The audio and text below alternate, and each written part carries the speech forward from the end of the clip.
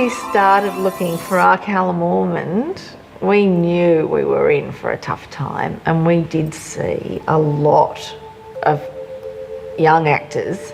And honestly, the moment we met Harrison Gilbertson, we knew we'd found our Callum Ormond. Well, it's about this boy, Callum, whose dad's died just recently. And then on the day of the funeral, this guy is there and tells him that he has 365 days to live.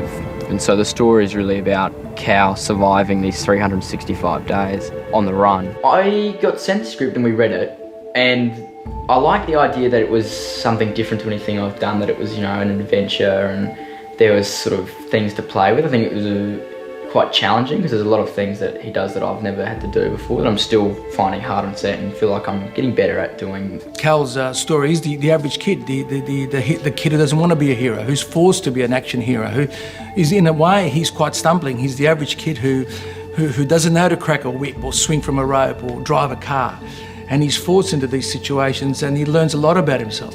I guess if you had to put a key word to the character, it's survive. And so every scene he's trying to work out what the riddle is that's involved in this singularity, what the jewel is, what did his dad mean when he said this in the postcard, and what did the Orlana mean when she said that in the interrogation. And a lot of it has come from my own thought of, how would I be in this situation? And quite similar, we both come from really loving families. So if my dad was to suddenly die and then this whole sort of uprising of bad things happened to me, how would I deal with it? And this chase is all about working things out for his dad. So it's quite an unselfish adventure, in fact, whereas most typical adventures are very, the character wants to find because of this, whereas he wants to find it just for his family, just to get things normal again.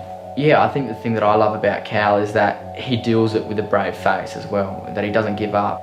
He was good mates with his dad and, he wants to do whatever it was his dad was doing as a final gift to him.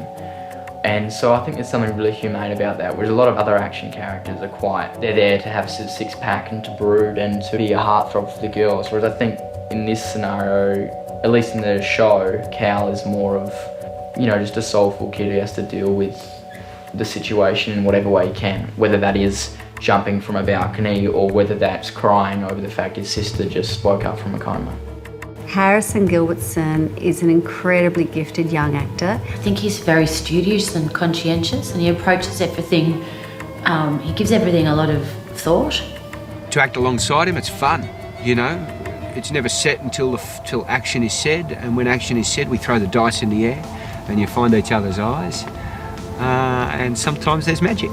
Working with Harrison's been amazing. He's such an intelligent, mature boy, and he just has such a clear idea of what he wants to do, and it's really inspiring, I guess, to work with someone like that. Harrison's very easy to work with as well. He makes it so easy for me, in the scene.